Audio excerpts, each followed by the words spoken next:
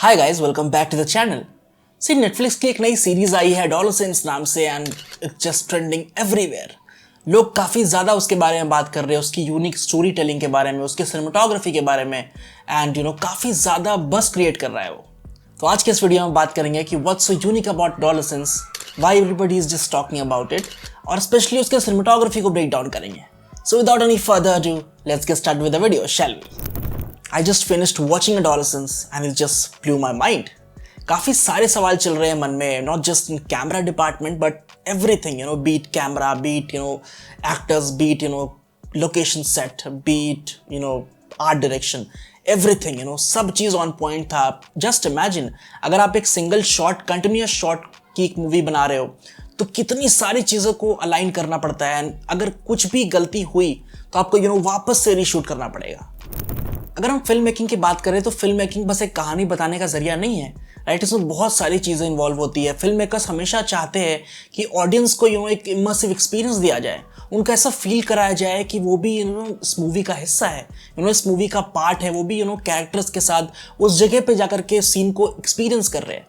और अगर हम एडोलेसेंस की बात करें जो कि एक लिमिटेड सीरीज है नेटफ्लिक्स की तरफ से, तो वो भी एग्जैक्टली ऐसा ही करता है। उसके शॉट्स, उसके कैमरा मूवमेंट्स, उसके लाइटिंग सेटअप, उसके लोकेशंस, सब चीज़ काफ़ी ज़्यादा केयरफुली डिज़ाइंड है, जिससे इमोशनल को काफ़ी ज़्यादा डीप कनेक्शन फील होता है।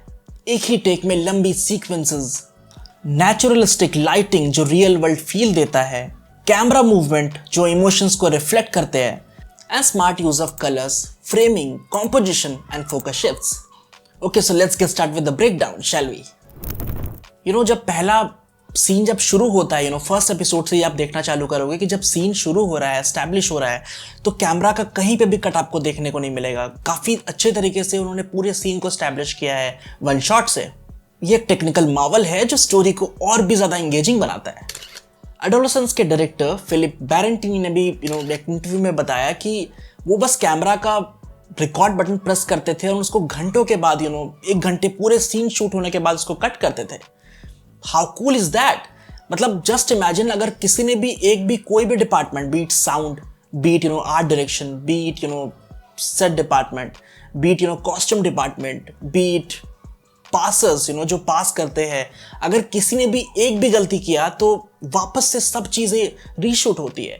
और अगर आप नेटफ्लिक्स के BTS सेक्शन पे जाके चेक करोगे, इसका BTS भी काफ़ी सारा रिलीज़ हुआ है नेटफ्लिक्स के द्वारा, तो आप उसमें देखोगे कि उन्होंने बताया है कि कितने कितने टेक के बाद उन्होंने फाइनल टेक लिया, right. Take 2, take 3, just imagine how cool is that. जितना ज़्यादा आसान इसको बोलना है उससे कई ज़्यादा डिफिकल्ट है इसको अचीव करना, right? It takes months of preparation and weeks of rehearsals and an incredible team of people to pull it off at every stage, from the script to the locations to the production design to where exactly the camera is going to be to shoot and from what angle. इन्होंने काफ़ी ज़्यादा creatively steady cam and handheld दोनों का use किया है to convey the message, right? Say for example, अगर scene थोड़ा काम है तो उन्होंने वहाँ पर स्टेडी कैम यूज़ किया है ताकि थोड़ा कामनेस दिखे फ्रेम में। एंड अगर थोड़ा ज़्यादा टेंशन क्रिएट करना है, अगर सीन वैसा है तो उन्होंने हैंडल्ड यूज़ किया है ताकि वो टेंशन दिखे ऑन स्क्रीन, पीपल को ऑडियंस को वो चीज़ फील हो कि यार टेंशन क्रिएट हो रहा है, right. That's the art of film making and cinematography.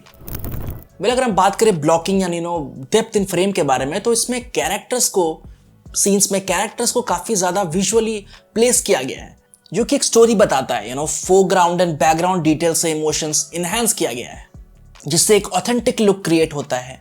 Artificial lighting कम से कम रखी गई है ताकि टू कीप इट रॉ। एक टिप देना चाहूंगा for film makers, one shot cinematography is very very challenging to achieve. बहुत ज़्यादा डिफिकल्ट है अचीव करना, स्पेशली अगर आप एक DOP हो तो as a DOP and as a cinematographer I can understand कि कितना ज़्यादा डिफिकल्ट है इसको अचीव करना। सालों की मेहनत और महीनों की प्रिपरेशन लग जाती है। बट अगर प्लानिंग परफेक्ट हो तो एक इमर्सिव सिनेमैटिक एक्सपीरियंस को अचीव किया जा सकता है, right. Adolescence is a perfect example for that. Well, अब आगे चलते हैं और बात करते हैं depth of field and framing के बारे में। वेल, एडोलेसेंस में काफ़ी ज़्यादा यूनिक तरीके से framing and depth of field को यूज़ किया गया है। शैलो डेप्थ ऑफ फील्ड का यूज़ किया गया है जब main character emotionally disconnected feel करता है तो उसके आसपास का इन्वायरमेंट इंटेंशनली ब्लर होता है, राइट। इससे दुनिया काफ़ी ज़्यादा उसके लिए इररिलेवेंट जैसी दिखती है। ऑन दी अदर हैंड अगर हम बात करें rule of thirds and negative space के बारे में, कैरेक्टर्स को फ्रेम के कोने पे रखना या नेगेटिव स्पेस को यूज करना कैरेक्टर्स के लोनलीनेस या अनसर्टेनिटी को विजुअली शो करता है। अगर आप देखोगे तो हर एक सीन काफी ज्यादा केयरफुली कंपोज्ड है।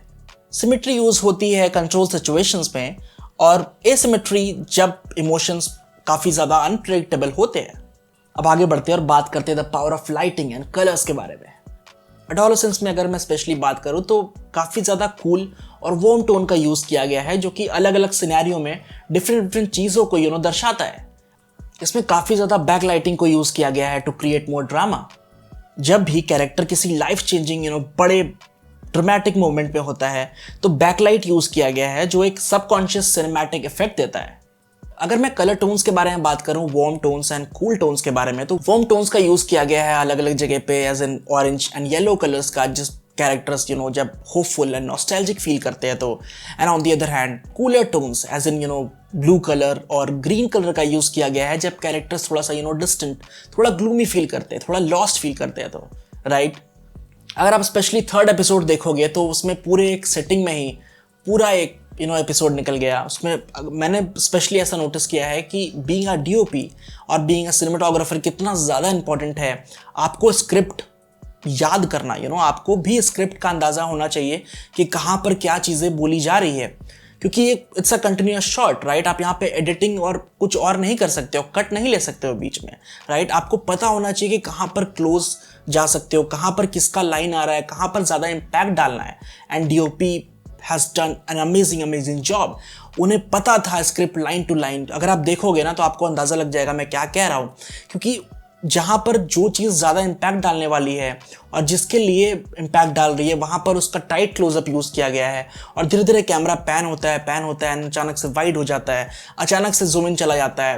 Does an amazing job. जो डीओपी है उन्होंने बहुत बेहतरीन काम किया है। तो इससे हमें ये पता चलता है कि बीइंग अ डीओपी हमें बस कैमरा का काम ही नहीं आना चाहिए, हमें स्टोरी पूरा अच्छे तरीके से हार्ट टू हार्ट पता होना चाहिए, राइट। कि स्पेशली अगर आप इस तरीके का प्रोजेक्ट कर रहे हो तो, राइट, वन शॉट अगर सिनेमैटिक एक्सपीरियंस देना चाह रहे हो तो आपको definitely script line to line पता होना चाहिए कि कौन से लाइन पे मुझे क्लोजअप जाना है और कौन से लाइन पे मुझे वाइडर शॉट पे आना है, राइट। तो DOP has done an amazing job. Well, आगे बढ़ते हैं और बात करते हैं नेचुरल एंड मोटिवेटेड लाइटिंग के बारे में। कोई भी आर्टिफिशियल लाइटिंग इस सीरीज में ज़्यादा नोटिसेबल नहीं है। सब कुछ रियल वर्ल्ड लाइट्स से बैलेंस किया गया है, lamps, TV screens, car headlights etcetera. अब आगे बढ़ते और बात करते हैं camera movement and visual flow के बारे में। अगेन, जैसे मैंने पहले बताया, हैंडल्ड फॉर रियलिज्म। जब सीन काफी ज्यादा केओटिक और इमोशनली इंटेंस होती है तो वहां पर हैंडल्ड कैमरा का यूज किया गया है, जो काफी ज्यादा अर्जेंसी और टेंशन को क्रिएट करता है और सीन को काफी ज्यादा इनहैंस करता है। अगर हम बात करें क्लोजअप्स एंड स्लो पुश-इन्स के बारे में, हम देख सकते हैं कि जब भी किसी सीन में इमोशन बिल्डअप होता है, राइट, तो कैमरा थोड़ा ज़्यादा पुश इन होता है, राइट, कैमरा क्लोज जाता है, जो ऑडियंस का फोकस टाइट करता है और एक सिनेमैटिक एक्सपीरियंस देता है। इसमें जूम भी दो तरह का यूज किया गया है, right, slow zoom and crash zoom. Slow zoom as in थोड़ा धीरे धीरे स्लोली वो टेंशन को बिल्ड करने के लिए स्लोली जूम होता है, राइट। और क्रैश जूम जिसको बोला जाता है वो एकदम सडन काफ़ी ज़्यादा जूम एंड जूम आउट होता है, राइट। उससे टेंशन बहुत ज़्यादा अचानक से बिल्डअप होती है और स्टोरी को काफ़ी अच्छे तरीके से कन्वे करने में काम आती है। उससे एज अ व्यूअर में भी काफ़ी ज़्यादा इम्पैक्ट फील होता है, right. Again, a tip for film makers कि कैमरा मूवमेंट्स कभी भी रैंडम नहीं होती है, बल्कि स्टोरी और इमोशंस के हिसाब से केयरफुली प्लान्ड होता है। तो अगर आप एक डीओपी या फिर एक सिनेमेटोग्राफर हो तो definitely plan your shots before hand, ताकि आपको स्टोरी के हिसाब से अपने शॉट्स को आप प्लान कर पाओ एंड एक अच्छा सिनेमैटिक एक्सपीरियंस दे पाओ। See again, it's not just a story, एक स्टोरी ही नहीं है, it's a cinematic experience, right. लोग इसको लंबे समय तक के लिए याद करने वाले हैं एंड हर एक एपिसोड के सिनेमेटोग्राफी एक अलग मूड और फील देती है, जिससे ऑडियंस स्टोरी के इमोशंस को डीपली फील करते हैं। वेल, फाइनल थॉट्स के बारे में अगर मैं बात करूं तो आई जस्ट लव एडोलेसेंस। मुझे स्टोरी लाइन काफ़ी अच्छी लगी, camera work, not just camera department but sound department, art department, set department, सब लोगों ने काफ़ी ज़्यादा बेहतरीन काम किया है एंड बिना सबके अमेलगमेशन के ये चीज़ अचीव करना, it was next to impossible, right. Camera मैं कैमरे के बारे में ज़्यादा बात कर पा रहा हूँ because I know that it is very very hard to achieve that. काफ़ी ज़्यादा डिफिकल्ट है उसको अचीव करना, क्योंकि से फॉर एग्जाम्पल अगर आप कभी भी आप रेडी नहीं हो, राइट, सीन चल रहा है, अगर आप कोई भी ग्लिच होता है, राइट, कुछ भी टेक्निकल इशू आता है, तो जस्ट इमेजिन कितना ज़्यादा रिहर्सल करना पड़ा होगा एक एक सीन शूट करने के पहले, राइट। सबका एमैल्गमेशन, सबकी पार्टिसिपेंट काफ़ी ज़्यादा अच्छे तरीके से चाहिए। लोग को प्रॉपरली हर समय एकदम इन सिंक होना पड़ेगा, तब जाकर के वो चीज़ को अचीव किया जा सकता है। And adolescence is a perfect example for that. Okay guys, that was it, that was the video about adolescence. I hope आपको ये वीडियो पसंद आया हो।